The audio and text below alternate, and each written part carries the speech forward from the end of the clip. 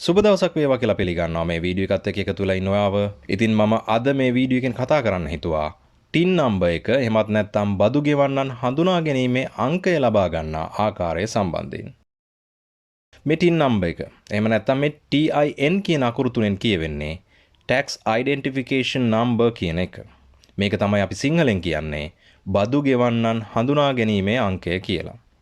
හරි. එතකොට ඔයා දැන් මේ ටින් නම්බර් එක ඔන්ලයින් ඇප්ලයි කරනකොට ඔයා මුලින්ම ඔයාගේ ජාතික හැඳුනුම්පත එහෙමත් නැත්නම් ඔයාගේ රියදුරු බලපත්‍රය හෝ වැඩිහිටි හැඳුනුම්පත ස්කෑන් කරලා ඒකේ කොපි එකක් සූදානම් කරගත යුතුයි. ස්කෑන් කරලා මේ විදිහට ඉදිරිපත් කරන්න වෙන කිසිම හේතුවක් හින්දා නෙවෙයි. ඔයාගේ ඩෙන්ටිෆිකේෂන් එක එහෙම නැත්නම් ඔයාගේ අනන්‍යතාවය ඔප්පු කිරීම සඳහා පමණයි. තවදුරටත් ඔයා මතක තියාගන්න ඕනේ ඔයාගේ ජාතික හැඳුනුම්පතෙහි තියෙන ඇඩ්‍රස් එක ඔයා දැනට පදිංචි වෙලා ඉන්න ඇඩ්‍රස් එකට වඩා වෙනස් නම් ඒ වගේ අවස්ථාවකදී ඔයා වර්තමාන ඔයා දැනට පදිංචි වෙලා ඉන්න ඇඩ්‍රස් එක ඔප්පු කරන්න ඔයා ජල බිල්පතක් ඒ වගේමයි විදුලි බිල්පතක් ඒ වගේමයි ස්ථාවර දුරකථන බිල්පතක් එහෙමත් නැත්නම් ග්‍රාම නිලධාරී සහතිකයක් කියන මේ දේවල් වලින් එකක් ඔයා ස්කෑන් කරලා ඔයා සූදානම් කරලා තියාගන්න ඕනේ. ඒ වගේමයි ඔයාගේ නමට තනි පුද්ගල ව්‍යාපාරයක් ලියාපදිංචි කරලා තියෙනවා නම් ඔයා ඒකත් ස්කෑන් කරලා සූදානම් කරගත යුතුයි මේකට අප්ලෝඩ් කරන්න. මේ සේරම දේවල් කරන අතරේ ඔයා මතක තියාගන්න ඕනේ එක් කරුණක් තමයි ඔයා මේ ටින් නම්බර් එක එහෙම නැත්නම් මේ ටින් අංකය සඳහා ලියාපදිංචි වුණා කියන පමණින් ඔයා බදු ගෙවීමකට යටත් වෙන්නේ නැහැ. ඔයා බදු ගෙවන්න ඕනේ ඔයාගේ වාර්ෂික ආදායම ලක්ෂ 12ට වඩා වැඩි නම් පමණයි. මෙන්න මේ කරුණ ඔයාගේ හිතේ තියාගන්න අවශ්‍යයි. විශේෂයෙන්ම මේ ටින් නම්බර් එක ඉදිරිපත් කරලා තියෙන්නේ ශ්‍රී ලංකාව තුල බදු ගෙවීම පැහැර හැර සිටින පුද්ගලින්ව හඳුනා ගැනීමේ පහසුව සඳහා. තවදුරටත් ඔයා වර්ෂ 2024 පෙබරවාරි මාස 1 වෙනිදා සිට ඔයාගේ නමින් මෝටර රථයක් ලියාපදිංචි කරනවා නම් හෝ ඔයාගේ නමට තියෙන මෝටර රථයක් තවත් යම් අයෙකුට පැවරීමක් සිදු කරනවා නම් ඔයාගේ ටින් නම්බර් එක අනිවාර්යෙන්ම ඉදිරිපත් කළ යුතුයි කියලා නීතියක් අපිට හඳුන්වලා දීලා තියෙනවා. ඒ නිසා ඔයා මේ ටින් නම්බර් එක සඳහා රෙජිස්ටර් වෙන එක ඉතාමත් වැදගත්. හරි, අපි දැන් බලමු කොහොමද මේ ටින් නම්බර් එකට ඔන්ලයින් ඇප්ලයි කරන්න කියලා. මුලින්ම ඔයා කරන්න ඕනේ www.ird.gov.lk කියන වෙබ්සයිට් එකට ඔයා යන්න ඕන. හරි, මෙන්න මේ විදිහට තමයි ඔයා මේ වෙබ්සයිට් එකට යන්නේ. මම ඔයාට පෙන්නන්නම් www.ird.gov.lk.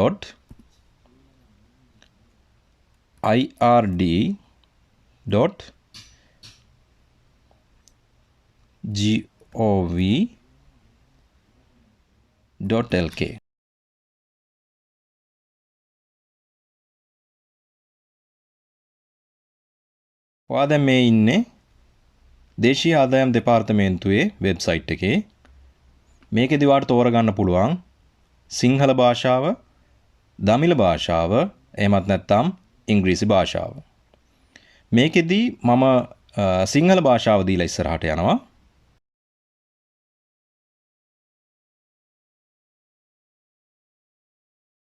මේ විදිහට ඉස්සරහට ගියාට පස්සේ ඔයාලට දකින්න හම්බෙන්නේ මෙන්න මේ වගේ ඉන්ටර්ෆේස් එකක්.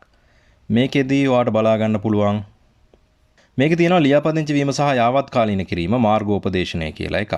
හරි. මෙන්න මෙතනින් ඔයාලට පුළුවන් ඇතුළට යන්න.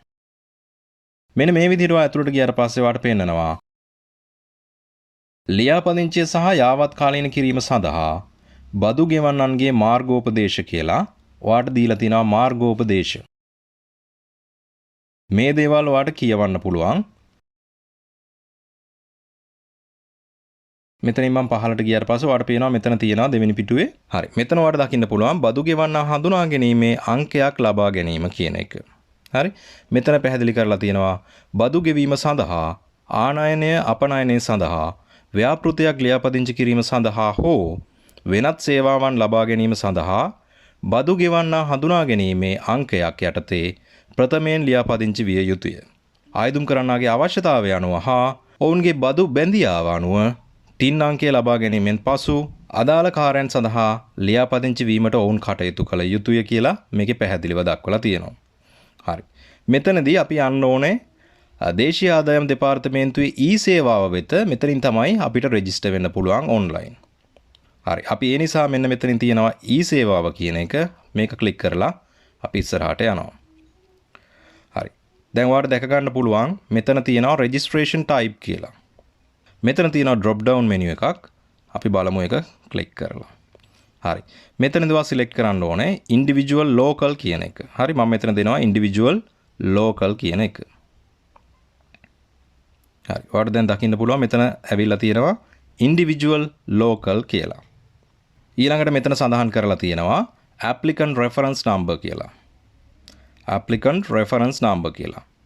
හරි මෙතන applicant reference number කියන තැන මෙතන ඔයාලට පේනවා NIC කියලා වැටලා තියෙනවා. මෙතන පුළුවන් ඔයාට ඔයාගේ NIC number එක එහෙම නැත්නම් ඔයාගේ ID card එකේ තියෙන number එක මෙතන type කරන්න.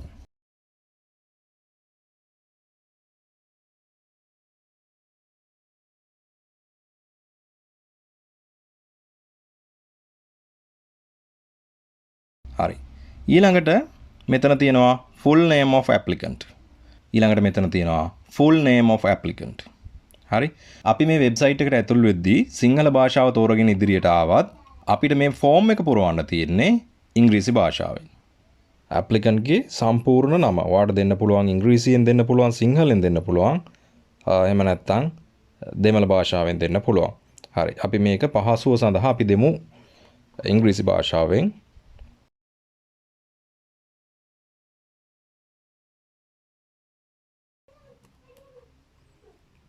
හරි. ඔයාලට පැහැදිලි ඇති. දැන් මෙතන මම ටයිප් කරද්දී ඔයාලට මෙතන සිම්පල් වලින් ටයිප් කරන්න බෑ. මේක ඔටෝම ටයිප් වෙන්නේ capital letters වලින්. හරි. ඊට පස්සේ ඔයා ආයෙත් දෙන්න ඕනේ name with initials. initials කියන්නේ මෙතන මුල් අකුරු සමග නම අපව ඔයා ටයිප් කරන්න ඕනේ.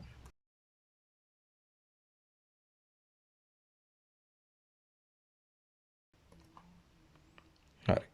මෙතන ඔයා මුල් අකුරු සමග නම ටයිප් කරාට පස්සේ ඔයා ආයෙ දෙන්න ඕනේ ඔයාගේ date of birth එහෙම නැත්නම් උපන් දිනය. ඒක දෙනවා අපි මෙන්න මෙතනින් select කරලා. හරි. අපි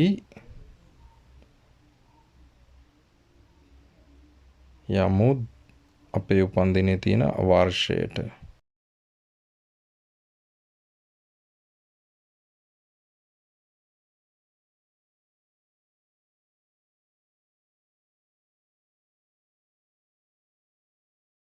හරි. ඊට පස්සේ තියෙනවා country of birth වාගේ උපන් රට අපි මෙතන දෙනවා ශ්‍රී ලංකා කියලා. ඊට පස්සේ වාගේ gender එක මෙතනත් අපි drop down menu එකෙන් select කරලා දෙමු male කියන එක. preferred language කියන එක අපි මෙතන දෙනවා. ඔයාලට දෙන්න පුළුවන් English දෙන්න පුළුවන් සිංහල දෙන්න පුළුවන් Tamil දෙන්න පුළුවන්. මම මෙතන දෙනවා English. ඔයාට කැමති භාෂාවක් මෙතන දෙන්න. ඊට පස්සේ අහනවා preferred mode of communication. මෙතනදී අහන්නේ ඔයත් එක්ක සම්බන්ධතාවය. මෙතනදී අහන්නේ ඔයත් එක්ක communicate කරන්න ඔයා select කරන්නේ මොකක්ද කියන එක. හරි. එතකොට මෙතන email දෙන්න පුළුවන්, mail දෙන්න පුළුවන්. එහෙම නැත්නම් SMS. මෙතන email කියන්නේ email. එතකොට mail කියලා කියන්නේ සාමාන්‍ය තැපැල් මාර්ගයෙන්. එහෙම නැත්නම් SMS කියන එක. හරි. මම මෙතන දෙනවා SMS කියලා.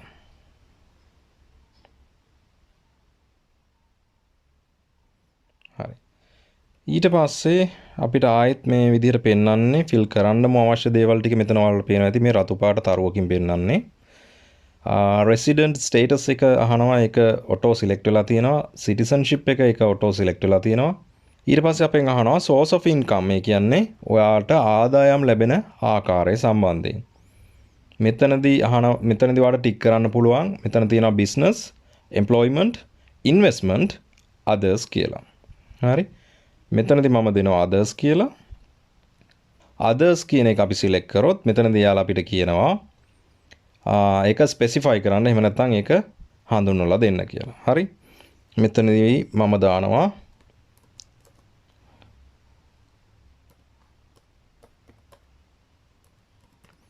unemployed කියලා. හරි. ඊට පස්සේ profession එක දානවා not applicable කියලා. මෙතන unemployed කියලා දාපු නිසා මෙතන දානවා not applicable කියලා. ඊට පස්සේ මෙතන තියෙනවා nearest regional office. ඒ කියන්නේ ඔයාට ආසන්නතම ප්‍රාදේශීය කාර්යාලය මොකක්ද කියන එක දක්වන්න. හරි මෙතනින් ඔයා දාන්න ඔයාට ආසන්නතම regional office එක. හරි. ඊට පස්සේ අපිට එනවා permanent address. මෙතන permanent address කියපුවාම ඔයාගේ ස්ථිර පදිංචිය තියෙන්නේ කොහෙද කියන එක සම්බන්ධයෙන්. හරි. මෙතනත් අපිට පුළුවන් ඉංග්‍රීසි වලින් දෙන්න පුළුවන්, සිංහල දෙන්න පුළුවන්, තමිල් වලින් දෙන්න පුළුවන්. නමුත් අපි මුලදී ඉංග්‍රීසි වලින් දීපු නිසා මෙතනත් අපි ඉංග්‍රීසි වලින්ම ටයිප් කරන්න ඕනේ.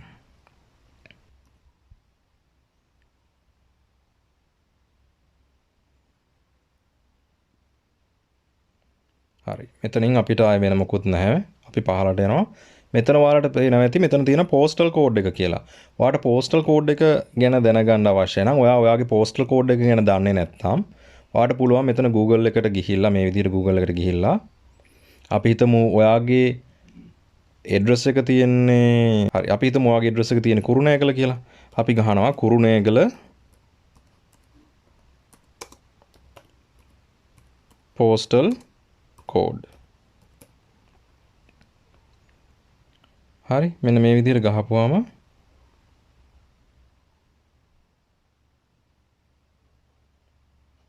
හරි මෙතන තියෙන කුරුණෑගල අපි යමු එකට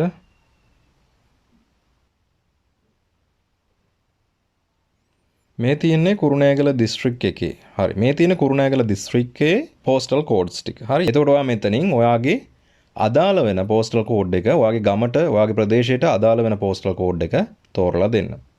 හරි මේ අපි ගත්තොත් දැන් අලව්ව කියලා මෙතන තියෙනවා අලව්වට එන postal code එක තමයි 60280. හරි මෙන්න මේ විදිහට ඔයාට අදාළ වෙන postal code එක ඔයාට පුළුවන් මෙතෙන්ද paste කරන්න. එහෙම නැත්නම් ඔයාට පුළුවන් මෙතන type කරන්න. හරි මේ විදිහට ඔයා postal code එක හොයාගත්තට පස්සේ ඔයාට පුළුවන් postal code එක මෙන්න මෙතන type කරන්න. හරි ඊට පස්සේ අහනවා ඔයාගේ province එක. එතකොට මෙතනින් ඔයා තෝරලා දෙන්න ඕනේ ඔයාගේ province එක.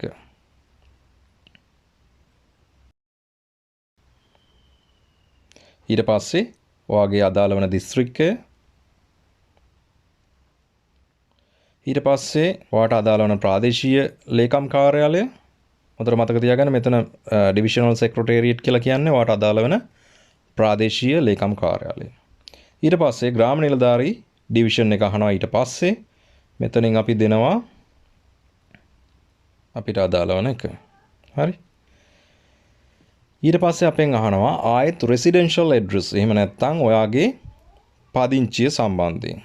අපිට මතකයි අපි කලින් දුන්න permanent address කියන එක. ඒ කියන්නේ ස්ථිර පදිංචිය. දැන් මෙතනදී අපි ලබා දෙන්න ඕනේ residential address. ඒ කියන්නේ ඔයා වෙනත් තැනක දැනට පදිංචිව ඉන්නවා නම් කියන්නේ ඔයාගේ permanent address එකේ නොමැතිව ඔයා වෙනත් තැනක පදිංචිව ඉන්නවා නම් ඔයාට ඒක මෙතන සඳහන් කරන්න අවශ්‍ය වෙනවා. නමුත් ඔයා ඉන්නේ ඔයාගේ permanent address එකේම නම් ඔයාට පුළුවන් ඒ address එක මෙතන type කරන්න. හරි මම මෙතන දෙනවා මගේ address එක.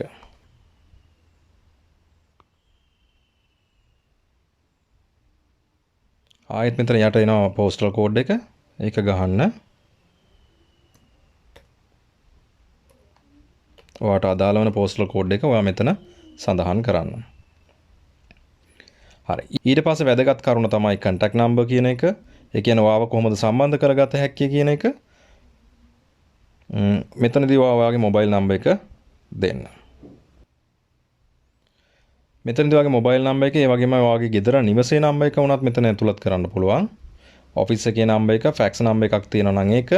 එහෙම නැත්නම් ඔයාගේ email address එක උනත් මෙතන සඳහන් කරන්න පුළුවන්. ඊට පස්සේ ඊට පහලින් තියෙනවා අපිට bank information කියලා. අපි මේ bank information කියන එකට ගියාට පස්සේ ඔයාට පුළුවන් ඔයාගේ මෙතනදී ඔයාට පුළුවන් ඔයාගේ bank account සම්බන්ධයෙන් update කරන්න. හරි මෙතන හරියටම ඔයාගේ bank details දෙනකොට හරියට බලන්න ඔයාගේ account number එක හරියටම type වෙනවද කියන එක. මේ විදිහට ඔයාගේ bank account එකේ details ටික මෙතන update කරාට පස්සේ ඔයාට තියෙනවා family information. ඒ කියන්නේ ඔයාගේ පවුලේ තොරතුරු ඉදිරිපත් කරන්න. මෙතනදී ඔයාගෙන් අහනවා ඔයාගේ civil status එක. ඒ කියන්නේ ඔයා බැඳලාද නැද්ද කියන එක අපිට දාන්න පුළුවන්. මෙතනදී ඒක ඔයා හරියට ඔයාට අදාළ වෙන එක පැහැදිලිව දෙන්න. මෙතන මම married කියලා දුන්නා. married කියලා දුන්නාට පස්සේ මෙයාලා අහනවා name of the spouse. ඒ කියන්නේ ඔයාගේ බිරිඳගේ හෝ සැමියාගේ නම මෙතන සඳහන් කරන්න කියලා කියනවා. හරි. එතකොට මෙතන තවදුරටත් ඔයාගෙන් අහනවා TIN number of spouse කියලා.